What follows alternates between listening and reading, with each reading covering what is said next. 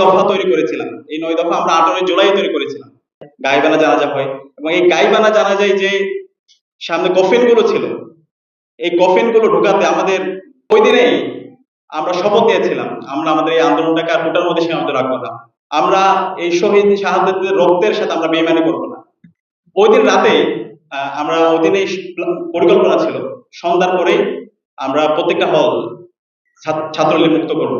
এবং আন্দোলনের যে মূল সমন্বয়করা ছিল মাহফুজ আব্দুল্লাহ, নাহিদ, আসিফ, সার্জিস হাসান, আব্দুল কাদের, আবু বকর মজুমদার থেকে শুরু করে সবার সাথে আমাদের প্রথম বর্ষ থেকে যোগাযোগ ছিল এবং আমরা দীর্ঘদিন ধরে ক্যাম্পাসে শিক্ষার্থীদের স্বার্থ সংশ্লিষ্ট দাবি দাওয়া নিয়ে আমরা আন্দোলন করছিলাম। আমরা সবসময় শিক্ষার্থীদের সাথে ছিলাম। যেহেতু ক্যাম্পাসে শিবির পরিচয় দিলে তাদেরকে মেরে ফেলা বৈধ ছিল, সেই জায়গা থেকে আমরা স্বপরিচয় আমরা আসতে পারি না, কিন্তু আমরা সবসময় ছিলাম। তো এই আন্দোলনের শুরুতে আপনারা যদি দেখেন প্রথম দিকে এটা কোটা সংস্কার আন্দোলন ছিল এবং 14 জুলাই যেদিন ঢাকা বিশ্ববিদ্যালয় ক্যাম্পাসে আমাদের শিক্ষার্থী ভাই বোনরা রাতে বেরিয়ে পড়ে এবং প্রত্যেকে তুমি কে আমি কে রাজাকার রাজাকার স্লোগানে পুরো ঢাকা বিশ্ববিদ্যালয় ক্যাম্পাস মুখরিত হয়। এরপরের দিন 15 জুলাই ঢাকা বিশ্ববিদ্যালয়ে আমাদের ভাই বোনদের উপর ইতিহাসে ন্যাক্কারজনক বর্বর হামলা চালানো হয়। নিষিদ্ধ ঘোষিত ছাত্রলীগ এবং তার দোসর বহিরাগত নিয়ে এসে আমাদের ভাই বোনদের উপর নির্মম হামলা চালানো হয়। ওই দিনেই আমরা শপথ নিয়েছিলাম আমরা আমাদের এই আন্দোলনটাকে আর কোটার মধ্যে সীমাবদ্ধ রাখবো না। ফেসিবাদ মুক্ত বাংলাদেশ বিনির্মাণ আগ পর্যন্ত আমরা আমাদের লড়াইকে চালিয়ে যাব এবং ওই দিনেই এবং সেই অনুযায়ী আমরা পরিকল্পনা নিয়েছিলাম। কিন্তু সময় ঘাটতি এবং সামগ্রিক প্রস্তুতির না থাকার কারণে আমরা একদিন আমরা দীর্ঘায়িত করেছিলাম এবং ওই দিন রাতে আজকে মির্জা গালিব ভাই আছেন, আমরা ওই দিন রাতে মির্জা গালিব ভাই সহ বিশ্ববিদ্যালয়ের সাবেক প্রায় 10-12 জন সভাপতি এবং আমাদের কেন্দ্রীয় সংগঠনের যারা দায়িত্বশীল ছিল তাদের সাথে আমরা বসে মিটিং করি এবং আমরা সিদ্ধান্ত নিই 16 জুলাই আমরা বড় ধরনের একটি জমায়েতের মাধ্যমে আমাদের শিক্ষার্থী ভাই বোনের উপর যে ন্যাক্কারজনক হামলা হয়েছে আমরা এটার প্রতিবাদ জানাবো এবং আমরা আরো শক্তিশালী হয়ে আমরা মাঠে ফিরব। এবং তারই আলোকে আপনারা দেখতে পেয়েছেন 16 জুলাই ঢাকা বিশ্ববিদ্যালয়ের শহীদ মিনারে লোকে লোকারণ্য হয়েছে প্রত্যেকটা হল থেকে এবং ঢাকার বিভিন্ন প্রান্ত থেকে মুক্তগামী জনতা তারা মিছিল নিয়ে আসে এবং ওই দিনেই পুরো ঢাকা বিশ্ববিদ্যালয়ে ওই দিন রাত থেকে ছাত্রলীগ মুক্ত হয় এবং নিষিদ্ধ ঘোষিত ছাত্রলীগ এবং তার দোসররা তার ক্যাম্পাস থেকে পালিয়ে যায় এবং পরের দিন সকালে গাইবানা জানাজা ছিল। আমাদের ওই দিনে আবু সাইদ সহ সারা দেশে 6 জন শহীদ হয়। শহীদ হওয়ার পরে তখন আমরা সিদ্ধান্ত নিয়ে নিই, আমরা শপথ নিয়ে নিই আমরা এই শহীদ শাহাদাতের রক্তের সাথে আমরা বেইমানি করবো না। আমরা সবাই জীবন দেব, ফেসিবাদ মুক্ত বাংলাদেশ না গড়ার আগ পর্যন্ত আমরা আমাদের লড়াই চালিয়ে যাব। এবং এর প্রেক্ষিতে 17 জুলাই গাইবানা জানাজা হয় এবং এই গাইবানা জানাজায় যে সামনে কফিনগুলো ছিল, এই কফিনগুলো ঢোকাতে আমাদের অনেক বেশি ব্যাগ পেতে হয়েছিল। আমরা শাহবাগ দিয়ে চেষ্টা করেছিলাম, এরপরে আমাদের চাঙ্কারপুল দিয়ে চেষ্টা করেছিলাম, সর্বশেষ আমাদের পলাশী দিয়ে চেষ্টা করেছি, ওখান থেকে পাইলে পরে নীলক্ষেত দিয়ে আমাদের ঢোকাতে হয়েছে এবং এইভাবে বিভিন্ন ক্রিটিক্যাল টাইমের মধ্যে দিয়ে আমাদেরকে যেতে হয়েছে এবং গাইবানা জানাজা পরবর্তী আমাদের উপর হামলা চালানো হয় এবং ওই দিন প্রত্যেকটা হল ক্যাম্পাস বন্ধ করে দেওয়া হয় এবং ক্যাম্পাস বন্ধ করে দেওয়ার পরে একটা সংকট তৈরি হয়। যে ক্যাম্পাস থেকে যে ঢাকা বিশ্ববিদ্যালয় থেকে আন্দোলনটা শুরু হয়েছে সেই ক্যাম্পাসটা বন্ধ ঘোষণা করা হয়েছে, এখন করণীয় কি করা যায়। তখন আমরা সিদ্ধান্ত নিলাম এই আন্দোলনটাকে আমরা শুধুমাত্র ঢাকা বিশ্ববিদ্যালয় না আমরা সারা দেশে ছড়িয়ে দেব। মূল সমন্বয়ক যারা ছিল তাদের সাথে কথা হলো এবং কেন্দ্রীয় সংগঠন আমাদের দায়িত্বশীলদের সাথে আমরা কথা বললাম, এর পাশাপাশি প্রাইভেট ইউনিভার্সিটি যারা দায়িত্বশীল ছিল ওনাদের সাথে কথা বললাম, সামগ্রিকভাবে সবার সাথে কথা হয় এবং আলহামদুলিল্লাহ এরপর দিন 18 জুলাই আমরা প্রাইভেট ইউনিভার্সিটি সহ সারা দেশে সকল আপামর ছাত্র জনতার স্বতঃস্ফূর্ত আমরা বিস্ফোরণ দেখতে পেয়েছি, যার মাধ্যমে এই আন্দোলনটা সারা দেশব্যাপী ছড়িয়ে পড়ে এবং ওই সময় আমরা শুনতে পাচ্ছিলাম যে কোনো সময়ে ইন্টারনেট অফ হয়ে যেতে পারে এবং কারফিউ জারি করা হইতে পারে। তো আমরা তখন সবাই বসে বিশ্ববিদ্যালয়ে এখানে মির্জা গালিব ভাই আছে এবং রিফাত ভাই আছে, এরকম আমরা 7-8 জন সভাপতিরা আমরা বসে আমরা কর্মসূচি প্রণয়নের ব্যাপারে আমরা সিদ্ধান্ত নিচ্ছিলাম।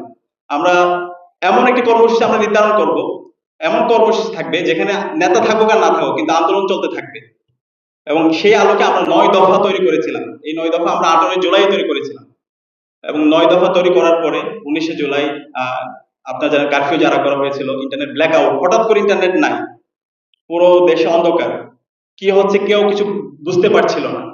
তো সেই সময়ে সমন্বয়ক আব্দুল কাদের সাথে কথা হয়, আব্দুল কাদেরকে আমরা সেফ রুমের ব্যবস্থা করেছিলাম এবং ওই সময়ে এই 9 দফা আমরা প্রত্যেকটা মিডিয়া হাউসে গিয়ে পৌঁছে দিয়েছিলাম এবং শিবিরের নেতৃবৃন্দ দায়িত্বশীলরা এখানে অগ্রণী ভূমিকা পালন করেছিল এবং এই 9 দফার আব্দুল কাদের থেকে ভিডিও নিয়ে আন্তর্জাতিক যে গণমাধ্যমগুলো আছে সেই গণমাধ্যমগুলোর কাছে আমরা পৌঁছে দিয়েছিলাম।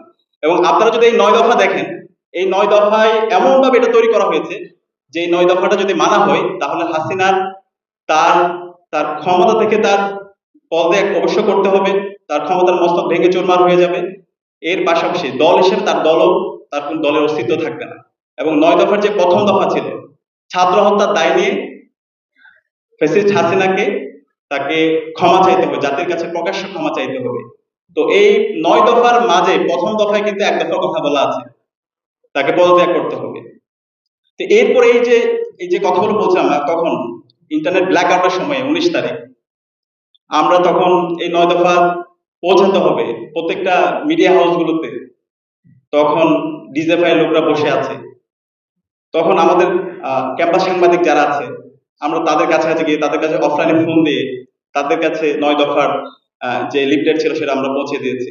এবং এর পাশাপাশি আমরা ট্যাক্স দিয়ে প্রত্যেকটা মিডিয়া হাউসে যারা সাংবাদিক ছিল তাদের কাছে আমরা পৌঁছে দিয়েছি। যদি আমি আমার একটা স্টোরি আপনাদের সাথে আমি শেয়ার করি, ওই সময় 9 দফা পৌঁছাতে হবে, তখন আমি একটা বিল্ডিং এ গেলাম, নতুন বিল্ডিং এ টুলেট, ওখানে ঢুকে নতুন বিল্ডিং জাস্ট দেখার জন্য, এর মধ্যে ঢুকে ওখানে গিয়ে 9 দফার যে বিষয় যে টেক্সট আছে সেই টেক্সটটা সবাইকে সকল সাংবাদিকদের কাছে মেসেজ করে এইভাবে পাঠিয়ে তারপর আবার সিমটা খুলে এরপর হচ্ছে আবার ব্যাক করা। তখন দেখতে পাচ্ছিলাম আমার আশেপাশে এজেন্সির লোকরা ঘোরাফেরা করতেছে, কিন্তু আমি ওইখানে সিমটা খুলে ডিভাইস চেঞ্জ করে আবার নিচে এসে আবার হচ্ছে সম্পৃক্ত হওয়া।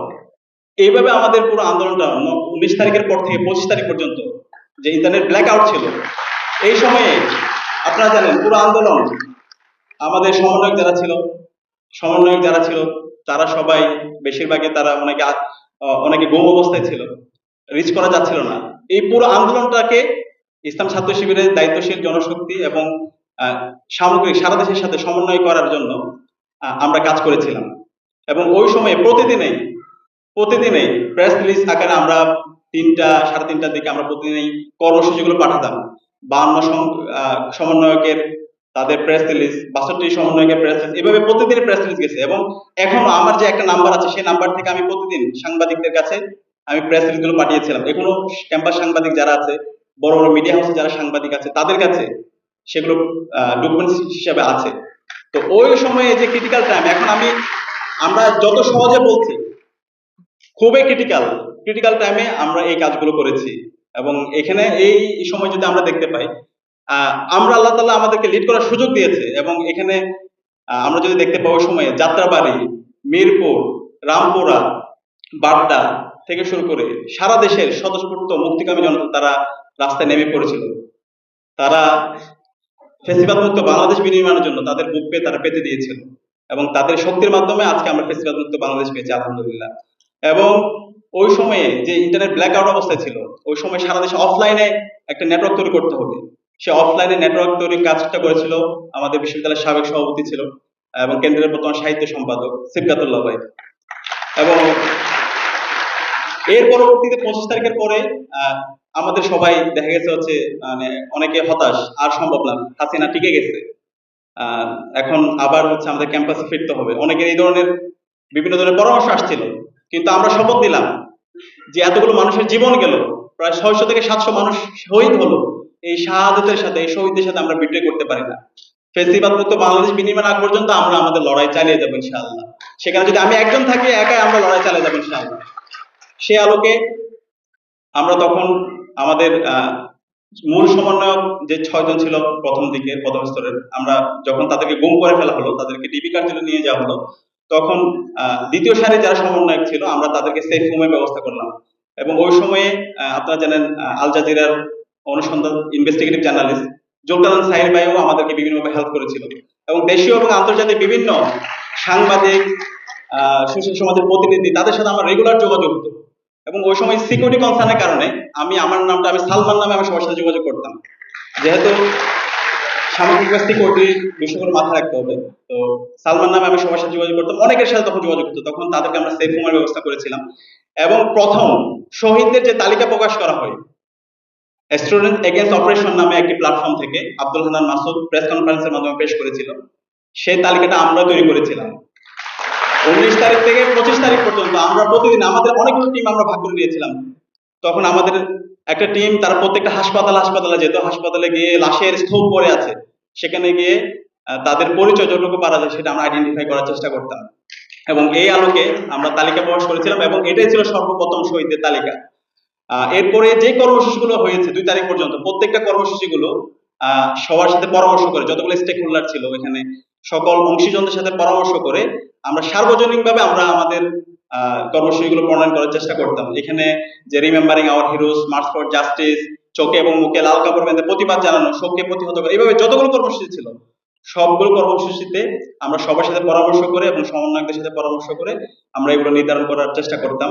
আলহামদুলিল্লাহ এর প্রেক্ষিতে আমরা শেষের দিকে দেখতে পেয়েছি মার্চ ফর জাস্টিস প্রোগ্রামের মাধ্যমে শিক্ষার্থীরা আবার এবং আপামর ছাত্র জনতা তারা আবার মাঠে নেমেছে এবং এর প্রেক্ষিতে পরবর্তীতে আমরা 2 তারিখ যখন মূল সমন্বয়কদের মুক্তি হয় এবং তাদের সাথে সমন্বয় করে 3 তারিখ অসহযোগ আন্দোলন এবং 1 দফা ঘোষণা করা হয়। এরপর হচ্ছে 4 তারিখ যে শাহবাগে প্রোগ্রাম হয়, সেই প্রোগ্রামের পরবর্তীতে 5 তারিখ ফতেহ গণভবনের মাধ্যমে আমরা ফেস্টিভ্যাল মুক্ত আলহামদুলিল্লাহ বাংলাদেশ পেয়েছি। তো